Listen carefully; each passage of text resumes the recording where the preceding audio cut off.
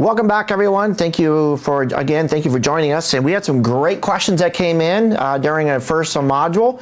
And so Bill's got a couple questions he wants to respond to before we move into the next bit of content. Great, thanks, Brian. And sorry the break took a little longer. Brian was doing his hair, so getting ready for this particular portion of the presentation.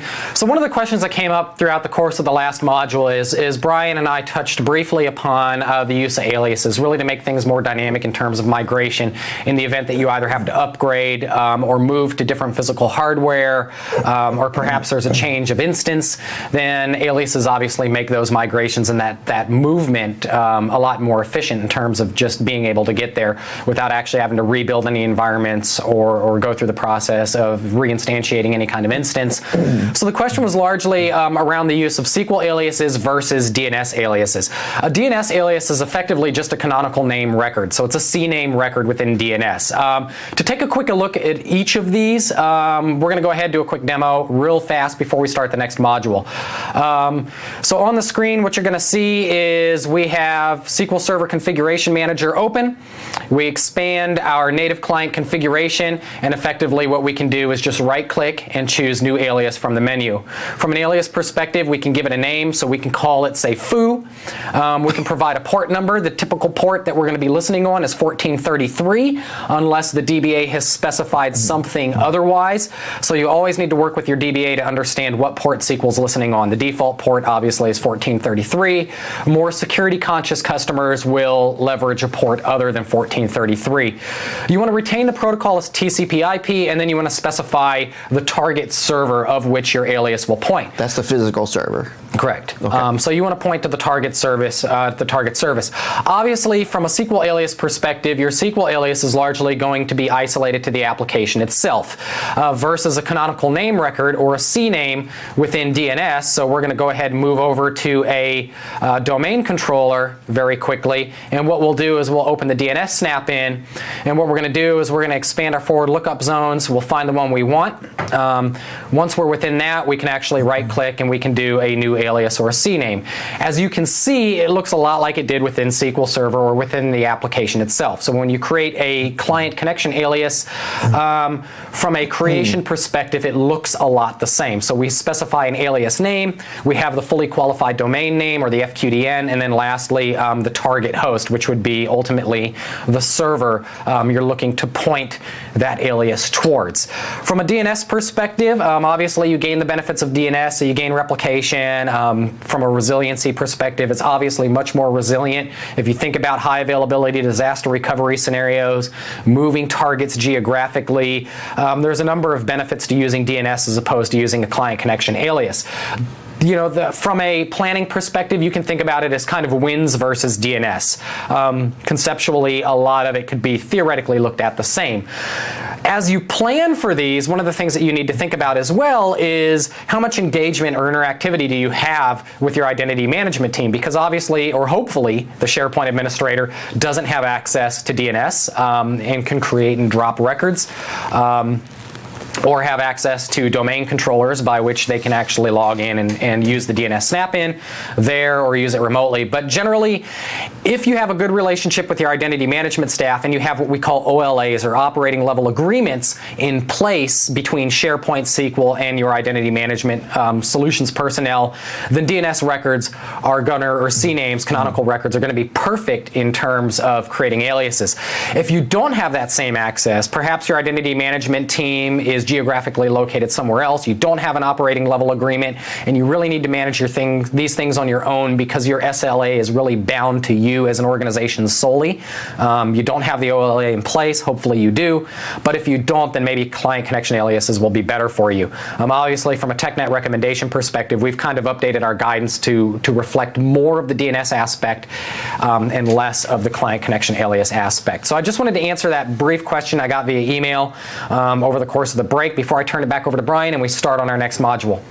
All right, again, welcome back, folks, and it's great news to hear, by the way. The hotel I'm staying at has that volumizing shampoo. Obviously, it's working because you've noticed it's taken me longer to get here, so that's good to know. All right, tuning SQL Server. We're going to move into Module 2 here for best practices on SQL Server database settings.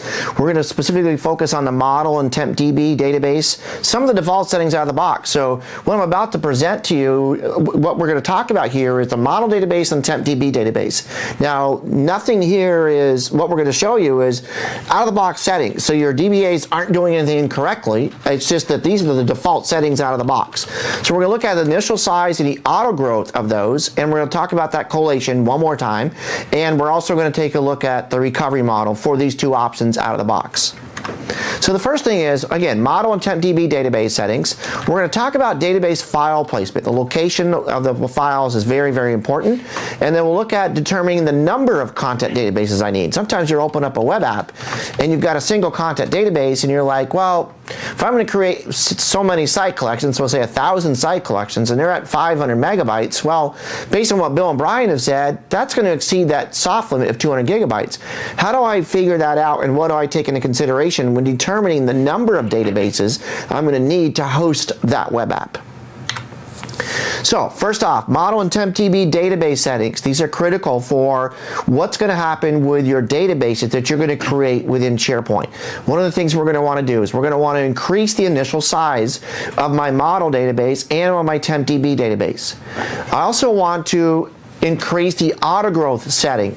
Now you have a couple choices. You can use percentage or megabytes. I prefer to use megabytes because it's a static amount. It's going to increase when it does need to increase first off. So I know exactly how long it's going to kind of delay the process or a procedure that's going on, because I know it's going to take 50 nanoseconds for that to complete. Again, you cannot modify the collation of a model database. I mentioned this earlier on. Previous module we mentioned during the install that if you want to set the default collation for this instance of SQL Server for SharePoint, do that during the install, because you can't do it afterwards. You can't even modify it on the model database, which is what we're going to create all our new databases from. That's an important factor for you to understand, is get that resolved during the installation. We're going to look at that this model database uses what's called a full recovery model. One of the challenges that we probably I would guess a fair percentage of you have encountered is your transaction log for your content databases becomes ginormous. And if you search on the internet, it says, well, put your databases into simple recovery model, and that will prevent that from becoming a ginormous transaction log. That is true, but it's not good. Okay, so we're going to talk about, first off, that we have a full recovery model. We have a bulk logged recovery model that we're not going to get into because it's not relevant to this discussion, and then we have a simple recovery model. So first off, what is the full recovery model? Remember, we created an LDF and an MDF file every time we create a new content database. So when I create a new database, whether I create it from SQL Server or inside of SharePoint, it creates two files that reside on my hard drive, an MDF file and an LDF file. Well, let's say I get ready to add content. I want to add an item to a list. I want to add a document to a library. I'm going to add this content, and what it does, it says, okay, well, wait just a second. The first thing I'm going to do is I'm going to store this new list, this new document, or this new item in my LDF file. All right, so it temporarily stores it there. Roughly 60 seconds later, and just don't hold me to that time frame, a process called a checkpoint occurs. And what it does, it looks at all the transactions that came in the last 60 seconds, and it writes them from the LDF to the MDF. So this is all used for part of the recovery process. Notice when it writes it using the full recovery model, it doesn't toast it or delete it from the LDF. I still have access to the content that was all those transactions that are in the LDF. That's very, very important to understand. In production, you're most often going to want to use the full recovery model. So the suggestion to avoid LDF files by putting them in simple recovery model is not the best situation, and we'll approach that in that subject and show you how to resolve that issue in Module 4 today. Now, if I compare this to the simple recovery model, the procedure is pretty much the same. We add content to a list or a library, and when that library, when I hit that checkpoint process, it actually now, instead of keeping a copy of it in the LDF, it purges that out. Hence the reason it does avoid ginormous transaction logs. But now, when it comes to data recovery, I've got no data in my LDF file, so there's nothing I can do when it comes to recovery process. So Module 4, we're going to show you how to avoid those ginormous T-logs or transaction log files, yet not use a simple recovery model because it doesn't give us a full recovery opportunity should something occur. All right, Temp TB, system database settings. Now, this is huge. I know we're going to talk about model database, but this is huge in the sense that the temp database is used to slice and dice and store content during the sorting or filtering of content. But there's, in addition to what we're going to talk about with some of the default settings, there's other recommendations, Bill, that we want to make on the sizing and the location. Yeah, absolutely. I think from a sizing perspective, if you think about some of the contributors as related to sizing a content database specifically, it's more beyond just doing the math to figure out how you're going to size your database. And hopefully I'm answering the right question because I wasn't paying attention. Yes. You know, from a sizing perspective, we have a lot of guidance out there. Some of that's inclusive of figure out the number of documents that you have, multiply that by the number of versions, and then the size of the document itself, and then you add that to the number of list items, the number of versions associated with that, and you kind of come up with this formula. Generally, the way that I look at documents, at least historically over the past, is from a sizing perspective, most documents are around the 250K area. Obviously, depending on the nature of the business and what they produce, things can be fundamentally different. Large Visio diagrams or perhaps huge workbooks in the financial industry can really change it. But as a general rule of thumb, anywhere from 200 to 270K-ish, say 250 is kind of an average in terms of where documents end up.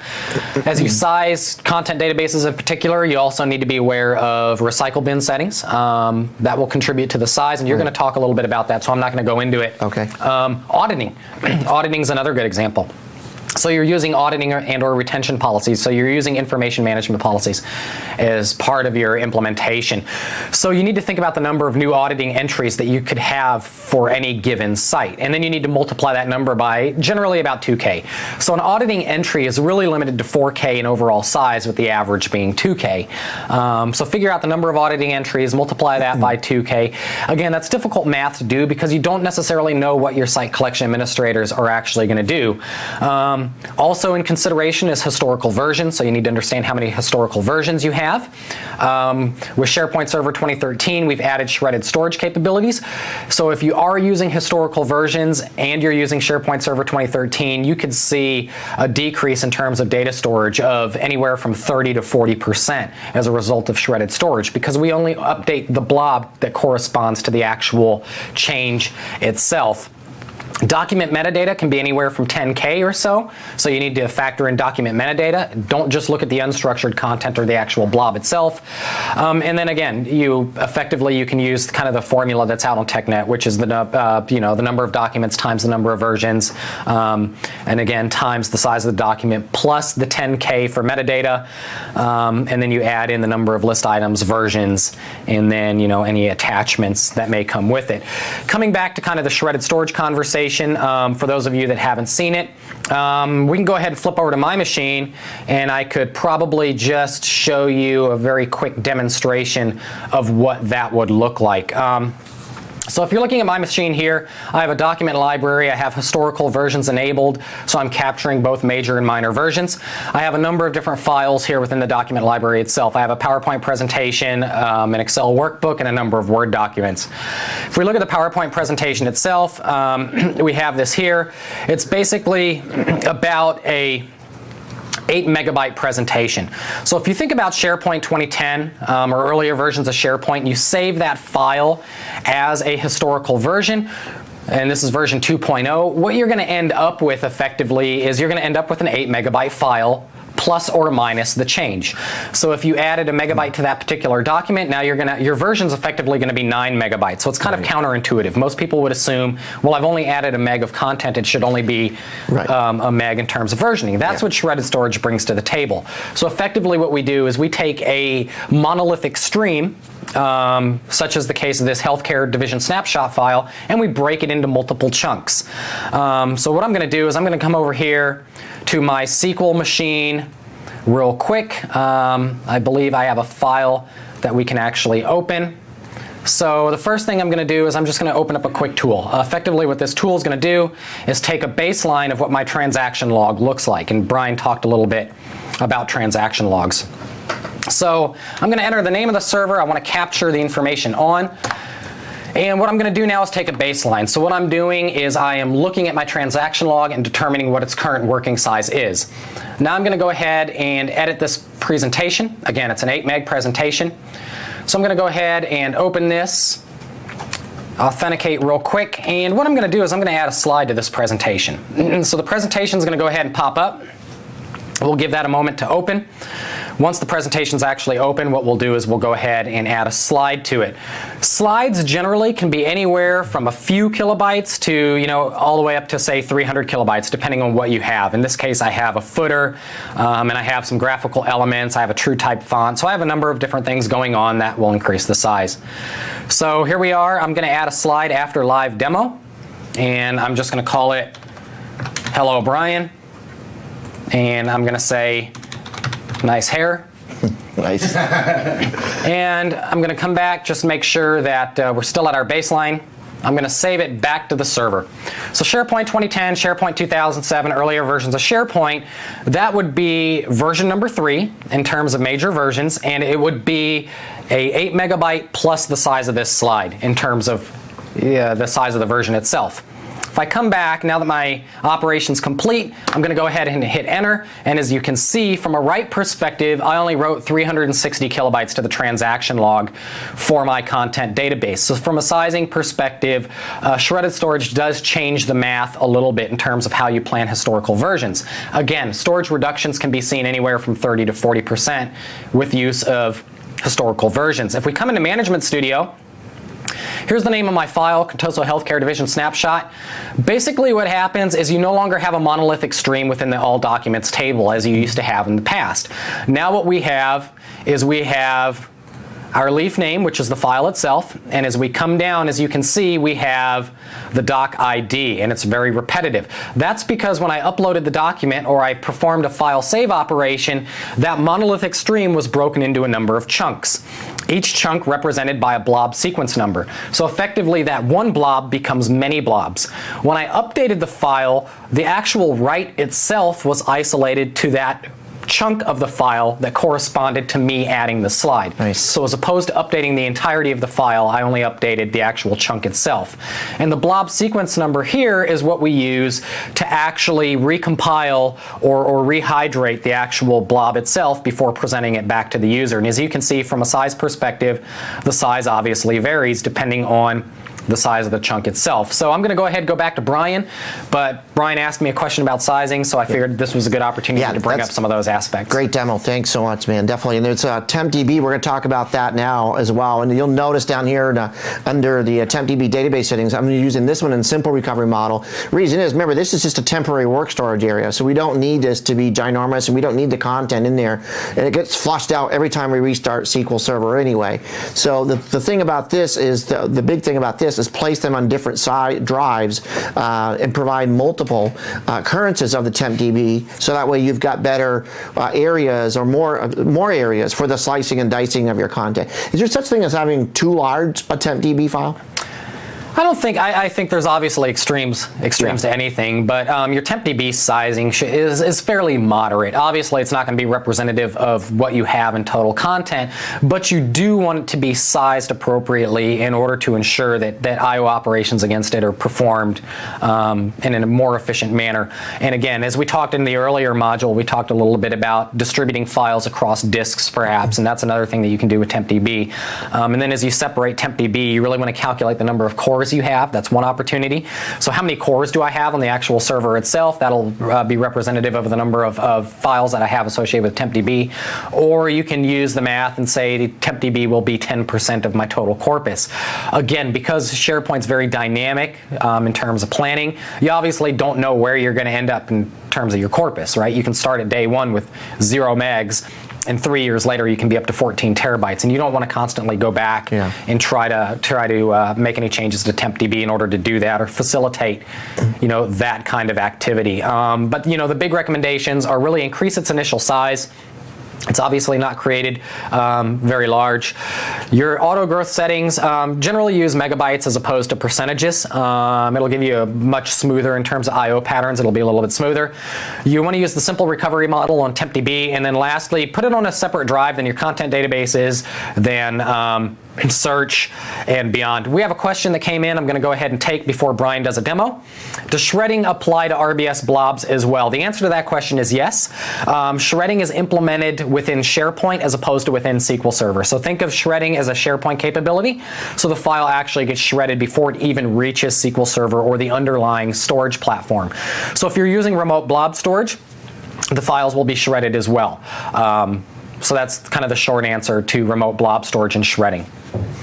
All right, let's take a peek at modifying the model database settings and creating additional databases after we've done so. So in this section here, this demo, we're going to focus primarily on modifying the default model database settings to improve performance for SharePoint out of the box. So let's go ahead and head over to my image. And we're still back in Management Studio. You still haven't seen SharePoint yet, but you will in this module. We're going to come in here now. We're going to take a look at our system settings. Specifically, I'm going to go to Model.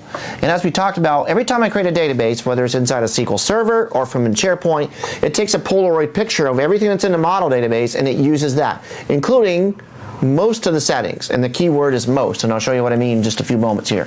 So I'm going to go to the properties of the database, and first thing I'm going to show you, as you can see when I did this install, I didn't set this for the default setting of the collation. Badness, all right?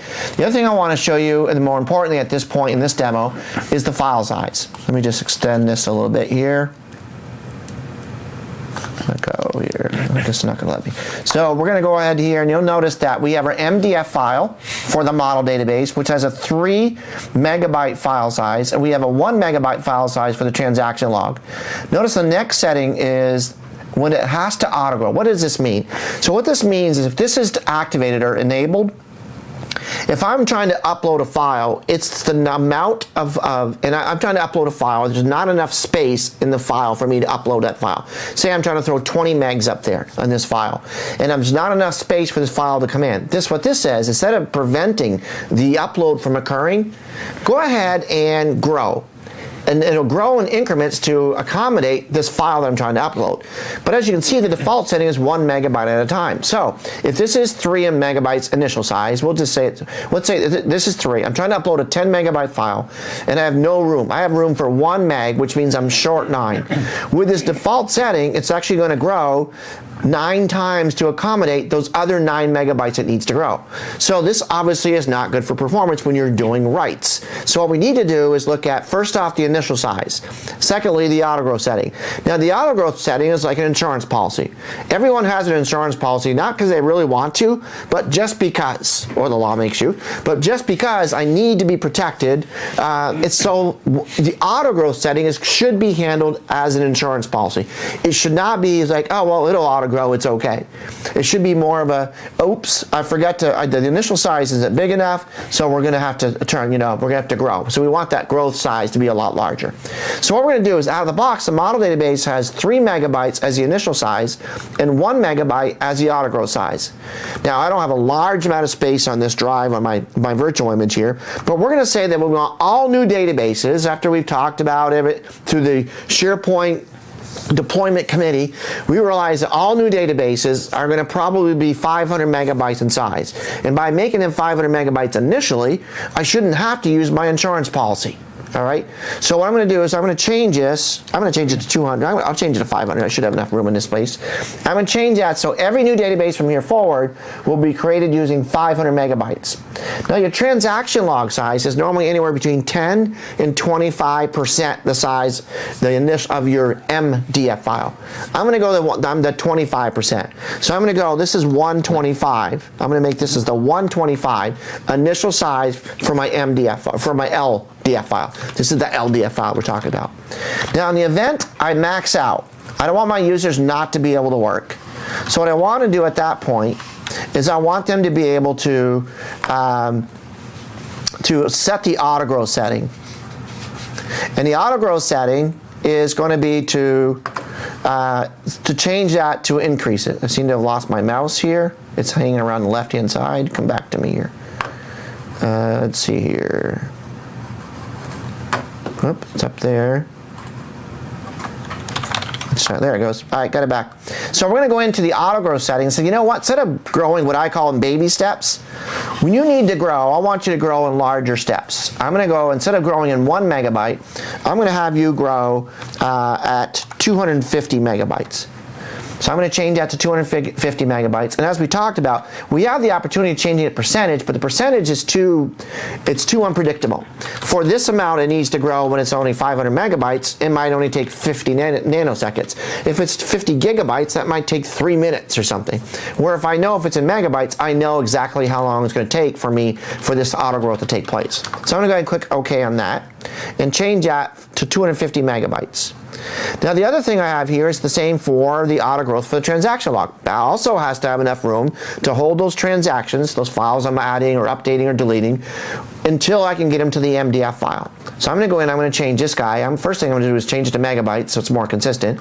And secondly, I'm going to change the size from 125, I'm going to go to 50% of that. I'm going to go roughly 65, I'm going to call it 70 just to keep it easy. And I'm going to say, hey, if you need to grow, then you go to 75 or 70, you grow in a 70 megabyte increment. So I'm going to go ahead and do an OK on that. And what this means now is when I create a new database from in SQL Server, I'm going to actually just show you this. So I'm going to see, notice I got 500 and 125 for the MDF and the LDF respectively. For the auto growth, I've got for 250 and I've got 70. All right, so that's quite different what we had when we came in. I'm going to go ahead and click OK on this. And I'm going to save that out. So all I did is I modified the model database. Now, if I'm the DBA, because that's the person who would have to do this, I'm going to come in, I'm going to test that. I'm going to go in, I'm going to say New Database, and I'm going to go to Options. I'm going to go to New Database, and you're going to see right here, I don't need to go to Options. There's my 500, there's my 125, there's my auto growth at 250, and there's my 70. So what I'm going to do is I'm going to create this. I'm going to call this MTP underscore portal. Actually, I think we'll call it MTP portal. Oop, I wanted more than that. I forgot to put my underscore DB, which means it's probably going to have slow performance now. That's just a joke, by the way. It doesn't have any bearings on it. So I'm going to right click and refresh this. And you're going to see my MT portal. I'm going to go ahead and right click and go to properties of it. We're going to go to our files. We're going to see there's my 500, there's my 125, there's my 250, there's my 70. So the settings that I set on model are already in place for me when I'm creating this database inside a SQL Server. But there's a little gotcha. Let me go into Central Admin. And in Central Admin, I'm going to go into my Manage Content Databases down here. And I'm going to add another content database, just like you would from Central Admin as a SharePoint and Farm Administrator. I'm going to add a content database. And it's going to be on the database server. That could be my alias that Bill had talked about. But I'm going to change this to be more consistent. MTP portal underscore content 2, and get my better performance, DB. And then I'm going to change this, and I'm going to come back to this in just a few moments actually. I'm going to leave those for defaults for now. I'm going to go ahead and do an OK. And I'm just going to create this database. Now, what's it doing? It's going over talking to my SQL Server and says, hey, model database, I need a Polaroid picture of you and your settings, and I'm going to use that to create my new database that was just asked to create by the SharePoint Farm Administrator.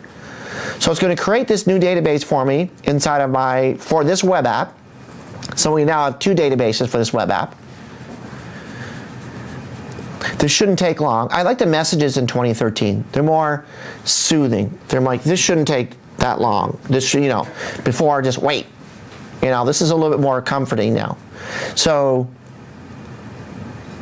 I'm going to jump back over to SQL while that's cranking. I can go to databases here in SQL. I can right click and do a refresh to see if it's been created yet. Yep, here's my MTP portal content 2. All right, so beauteous. I just created this database using the model database settings, kind of. So maybe right click on this and go to properties, and I'll go to files here. Remember, this is the one I created from SharePoint. It still used the model database, you're going to be able to see, but there's a little gotcha. Notice it picked up the 500 and the 125. Notice what it did not pick up. if I create the database from inside of SharePoint. It doesn't pick up my autogrowth settings. You saw when I created the MTP portal, it picked up the initial size for both the MDF and the LDF. However, in here, and it also picked up the autogrowth settings when I created it inside a SQL Server. But when I create a database from SharePoint, it does not pick my autogrowth settings up. So if you create a database inside of SharePoint and you need now to talk to your DBA, this is where it comes in to take your DBA to lunch once a month and say, look, dude, I'm going to create some databases next week. I know the old autogrowth setting doesn't pick up on me, is not applied. So I'm going to need you to adjust the autogrowth setting, and they can do it using a script if they need to reflect the autogrowth settings that we set up at the model database. So now it comes to a point where the database administrator may say, hey dude, instead of you creating it, me having to go in and modify the autogrowth every time you create a database inside of SharePoint, why don't I just create them for you? And we're okay with that. But I'm going to go ahead and just so I wanted to show you this big caveat. When I create a database from inside of SharePoint, it does not pick up the autogrowth settings from the model database. You need to know that. Granted, it's just an insurance policy, but you want, if people start saying, man, the system's getting slower and slower every day, well, maybe it's slowing down to do those autogrowth settings, and there's crawling in those baby steps to do the autogrowth because it rolled back to use the default settings instead of using the model's database settings that we had set. So I'm going to go ahead and do an OK on this, but I also want to show you, remember I created the MTP portal, what's going to be the caveat with this? Because I'm going to cruise through this. If I go to files, I'm okay there. I got the 500, I got the 125, 250, and 70, but what didn't I do that I said we needed to do earlier?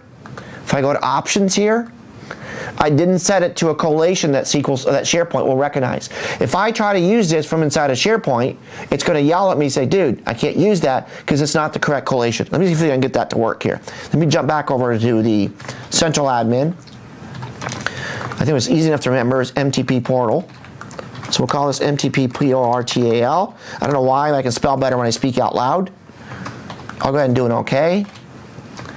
If the specified database has an incorrect collation, rebuild it with a Latin 1 general CIASKSWS collation or create a new database. So again, if the DBAs want the responsibility of creating the databases for you, remind them, dude, either during the installation or due to red, during the installation, you need to use that, set that collation so you don't have to worry about it. Or when you create the new database for me, make sure you set that collation to the one that's viewable or acceptable by SharePoint. So a couple things that we did here is we modified the database settings for model database under system. We do the same thing for Tempdb. The other thing I want to point out in model database is that recovery model. That's very critical because that recovery model is going to come in for all databases, and here's my options, and here's my recovery model being full. Critical for production databases. Now if I compare that to the Tempdb we talked about, we're going to do similar settings, we're going to do similar configurations. We're going to go to properties. I would come in here and do the same thing with files, all right? And I would also come in here. So we got the same thing with file size. I would increase that so they're larger when they get created.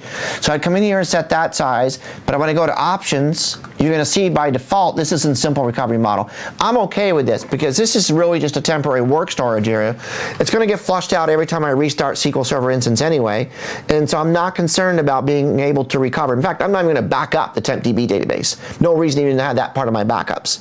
So those settings are okay the way they are for the TempDB, with the exception of increasing the size, the initial size, the auto growth, and in the event it needs to grow, and creating additional files for the additional locations, and as Bill referred to, maybe one per drive to keep the content up to date and give it a little bit more, a little bit better performance. All right, so let's go back to our slide deck here. Oh, I'm in the wrong one here. I had to come back out of here. And now we're going to talk about database file placement and determining the number of databases. So back to the location of your files. Now, if you got RAID 5 or RAID 1.0, and if you got LUNs and SANs and NAS, and some of this won't be as relevant, but for the most part, it's always about location. So the big thing here is what we're going to look at here is database file placement. So first off, we want to look at recommended database file placement, and we're going to start by looking at the types of databases that we want to take into consideration when we're thinking about the placement of files on our different drives. And I think when Brian talked a little bit earlier, one of the things that he brought up was from a performance perspective, one, SharePoint can vary significantly across service applications, particularly in terms of database. But one of the things that he did mention in the very beginning is SharePoint's a very distributed architecture in terms of the database architecture. 23 databases in a complete SharePoint Server 2013 installation, absent, of course, reporting services. Each of those databases has a unique profile associated with it. Some are predominantly read, some are predominantly write, and some are a blend of both. You can look at the usage database, which is very write intensive, as opposed to something like word automation services, which wouldn't carry the same I/O profile, obviously, as the usage database. So when we think about database file placement, in terms of optimizing for performance, the thing that we recommend is really work your way from your fastest drive down to your slowest drive. So from a prioritization perspective, the first thing you want to look at is both the Tempdb data and transaction log files. Then you want to work your way down to any database transaction log files. Obviously, transaction logs is where all the activity happens, so you really want to prioritize your LDFs. Search, and then lastly your content databases. Somewhere in between you can obviously drop user profile service or the usage application database as well. But from a prioritization perspective, kind of the big four that you want to look at is obviously you want to optimize at the content database level because you want user performance to be optimal. And there's a number of different technologies now in SharePoint Server 2013 that can help facilitate that. Search is very critical in terms of how you place it. Search can generally generate anywhere from 3,500 to 7,000 I/O per second, depending on how search is used, content sources, custom extractors. There's a number of different things that can really generate a variance in terms of how you plan search. So search isn't one of those things that you can just look at because obviously your I/O requirements for search evolve over time as the content evolves over time, both the type of content and how much content you actually have. For largely around the content databases, you can use multiple data files. Again, from a file group perspective, we don't recommend trying to distribute across file groups because SharePoint doesn't support any form of table partitioning. We also don't support piecemeal restores. So really by using multiple file groups, you gain very little benefit, and all you do is increase operational complexity. You can have a number of data files. You can distribute those data files across disks, which will help from a performance perspective. We have guidance on TechNet for that particular content. The number of data files generally, as a general recommendation, and again, we're not going to get too deep because it is a dynamic workload, but you can again size that approximately to the number of cores. There's much more math in terms of how you would actually size Tempdb and how you would size the number of data files beyond just taking kind of that basic element. But as a most basic fundamental starting point, you can look at that if you have nothing else to guide you. We generally don't support multiple data files across any other databases that we have. In terms of table partitioning, the only time we ever supported that was really older versions of search, obviously. We did support some elements of that that you could do with search, or that was programmatically done with search. So once you kind of understand database file placement, and we're going to go deeper into performance optimization and talk a little bit about that throughout the course of today, but I'm going to turn it back over to Brian. He's going to talk a little bit about some sizing fundamentals, kind of planning your site collections and your databases, and some of the things that you need to think about as you move there. Yeah, one of the questions we often get is, how many databases do I need? I know I get one out of the box by default, but when I create the web app, but how many databases do I need? And there's the infamous IT pro answer. It depends. And it depends on the types of transactions, it depends on the location, it depends on how much content, the number of site collections, it depends on your quota templates. So there's a lot of variations, a lot of the things to take into consideration when you're trying to determine the number of content databases that you need. This is an example of what may be helpful for you. Remember I mentioned earlier that we can control the size of our databases from inside of SharePoint. We can do that using two components. Quota templates, by applying a quota template, default quota template to our web applications. And the other thing is to apply the maximum number of site collections per web application. All right, per content database. So let's come up with a brief scenario here. We've come out of a meeting and we've decided over the next year we're going to end up creating 800 site collections. And we decided that for appropriate use, we're going to have 500 megabytes each. Each site collection will be 500 megabytes. Now, we want to keep in mind that soft limit of 200 gigabytes.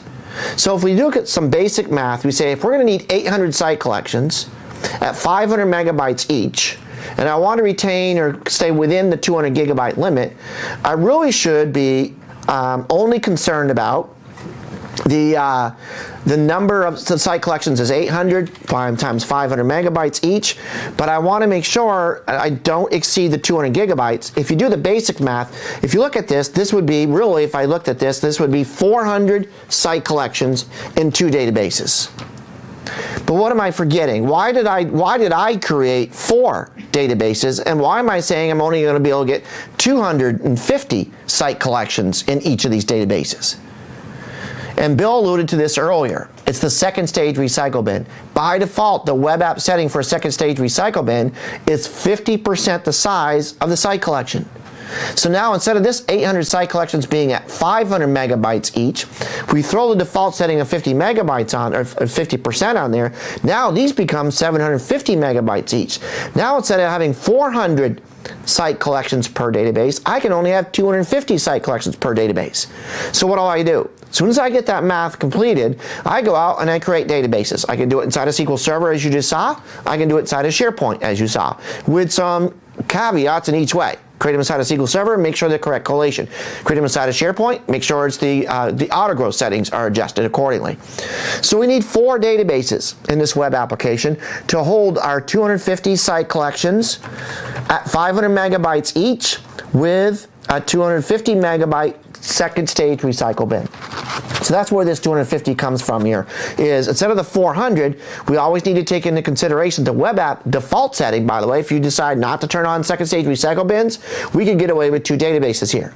Now the cool thing of what SharePoint does for me, it uses the round robin approach. So if I just rolled out this web app and I had this meeting and say we need 4 databases, the cool thing is what it's going to do is when I create my first site collection, it's going to go into content database number 1. When I create my site collection, it's going to go in the number 2. So it's going to use a round robin approach. So it's not going to fill up content database number 1. Okay, you've got your 250 site collections, and then start filling up number 2. It's going to round robin, so it keeps the size of those databases equal in the event, as it's building or as we're adding these site collections. What if? What if we created a single database first, and we got 50 site collections in there? And then now I realize, well, I'm going to need 3 more databases to really accommodate these 800 site collections. So it's more of a post-meeting after we've deployed the web app.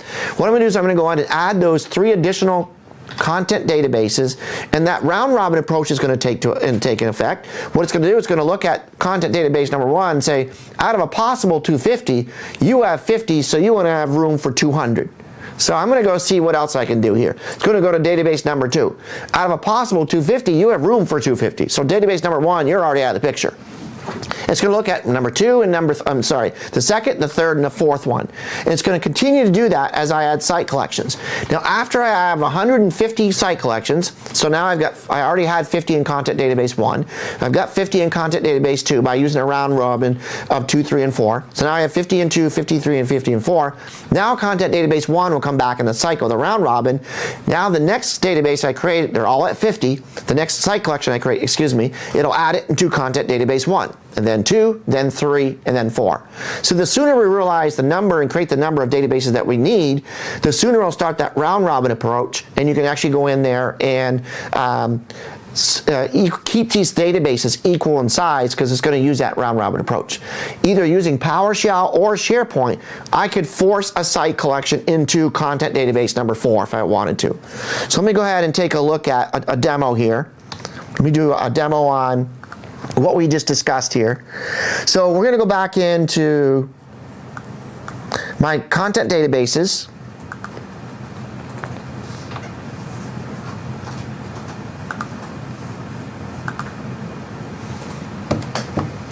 That's what I want to do, at least. There we go. So this is the one we just looked at. Here's my MTP MMSDB. Here's my MTP portal content too. So notice this is for MMS. Let me drop this down and actually change this web app, because it's web app specific. So I'll go to my portal, and notice I have an MTP portal content DB. There's 2 things I want to do. First off, I want to create 3 more databases. I'm only going to create 2 because of time constraints, but I'm going to show you what else I need to do. I'm going to go to the initial content database I created when I first fired up the web app, and I need to change this so it only contains, I'll get a warning at 200, but a maximum of 250 site collections. That's how I'm going to control the size of the database from inside of SharePoint. It's only allowed 250 site collections. Now I'd go in and add a content database here. Let me go back just one sec here.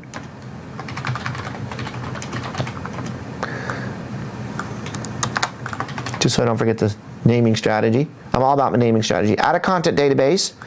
I'm going to get rid of this, Control V, what I just captured, put a 2 on the end of it, towards the end of it, and I'm going to make sure this is at 200 and 250.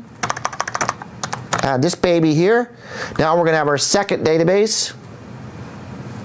Oop, I must have already used something like this. New ID. I already used that database name. Okay, go back to site. So I just need to change that up just a little bit. So add a new content database. I already have one of these out there. So I'm going to Control V. I'm going to change this to 20 instead of 2. Change this back to 200 and change this back to 250. 250. Doing okay. Now it's going to create another database for this web app, my second database. And again, I'm not going to bore you by creating 4 of them. And now it's going to start using the round robin approach, even between these two. When it comes back, we'll see how many site collections are already in number 1. And we'll see that just even having these 2 databases, we'll use that round robin approach. This shouldn't take long, as you can see in front of the screen here.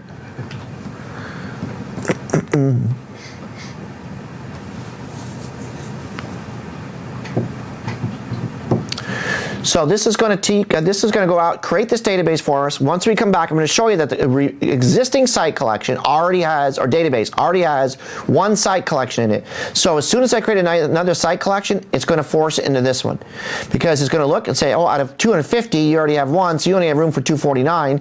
Out of 250, you have 0, so you're going to have room for 250. So it'll put it inside of this one. Now, what if I wanted the next content data, the site collection, to go into content 1? Using a PowerShell command is very, very easy to do this. But I can also control it in here. What I can do is I can take MTP portal and I can take this offline. Now for SQL DBAs, this is not a SQL Server database offline. This is just telling SharePoint, temporarily, I don't want this content database to accept any new site collections. That's all it's saying. So if I go create another site collection, it has no place to store it but in the content database. Now what I don't want you to do is take something, a database, offline and leave it that way. Search can't crawl it. There's timer jobs that can't run against this. So this is a temporary, I need to force the next site collection into this content database versus this content 20 database. I'm going to stop the content database from inside of SQL, or SharePoint, excuse me, and then I'm going to go in and I'm going to create the new site collection. We'll force it to Content DB, and then I'll turn back to this and take this back online. So I'll just go back to ready, take it back online, doing okay, and bingo. Now the next site collection, now this would have 2, the next site collection would occur, the next 2 site collections, in fact, will go into Content 20. So that's how we control from inside of SharePoint the size of our databases by setting a maximum number of site collections, creating the appropriate number of content databases. And if you're into a situation where you need to force one, there's a very basic PowerShell command that you can use, or you can actually go in and take the databases. There are 4 of them. I've taken all 3 offline now in order for this next site collection to be applied to that content databases that I wanted in. All right, let me minimize this, go back to our slide decks. So as you can see here, we're going to be wrapping up this module here. We modified the model database to reflect configuration of our new databases. Remember, it's a Polaroid picture of everything. You did see, though, when you create a database from inside of SharePoint, your auto growth does not come over. So the flip side of that, if your DBA creates it, the collation needs to be set correctly. The beauty of them giving you your default, your unique instance of SQL for SharePoint is the fact that they can set the collation for that instance of SQL for SharePoint to the default collation required by SharePoint. So when they create databases for you, they already automatically have that default collation. Make sure you configure the Temp TB for improved performance. If you want to keep that, maybe spread it on separate drives. You want to keep that in simple recovery. recovery model, unlike your content databases where you want in full recovery. We saw why. We'll see more detail in a couple modules on why that's that way. We talked about the database files on the recommended drives and where to place those. Bill went through on priority on your fastest drives. You want your Temp TB, and he went down through the service applications. And we looked at controlling size of your databases from inside of SharePoint by A, adding a quota template to the site collect to the web application, and then by B, putting a maximum number of site collections for that web app. And then we also talked about file group considerations. So effectively, the one thing that you want to do is just create your files in the primary file group for the particular database, in this case content databases. Distribute your files across separate disks if you need to achieve additional performance as a result of doing so. The number of data files generally, as a general recommendation, should be either less than or equal to the number of cores. You want to count like a dual core processor as 2 CPUs for those purposes. If you're doing that math, you want to create your data files of equal size. So you don't want to have a bunch of unequal data files. So you want to make sure they're all equally sized. And then lastly, with SharePoint, you work within the boundaries of the single file group. And again, that's because we don't support table partitioning. We don't support piecemeal restores that many SQL DBAs would be familiar with. So for those purposes, really using the single file group is the way to go without adding any additional complexity for no benefit or no notable gain. So that's kind of what we covered in this module. We're going to take another 10-minute break. After we take the 10-minute break, we're going to come back. We're going to move into Module 3. We'll get a little bit deeper. From a questions perspective, I just wanted to bring this up. I've been working my way through the Q&A, trying to answer as many questions as possible throughout the course of the presentation, and hopefully we can get most, if not all of them answered. There's some licensing questions. Probably shouldn't look to me to answer those. I'm a bit of a licensing neophyte, particularly around SQL, so I really can't help answer those questions. But when we come back from the break, Brian will kick off the next module. I'll try to get some more questions answered, so we'll see you in 10 minutes.